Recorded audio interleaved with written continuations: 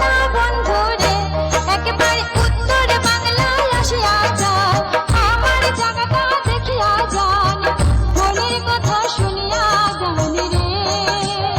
হে বন্ধু তোমার কথা পায়া যান রে।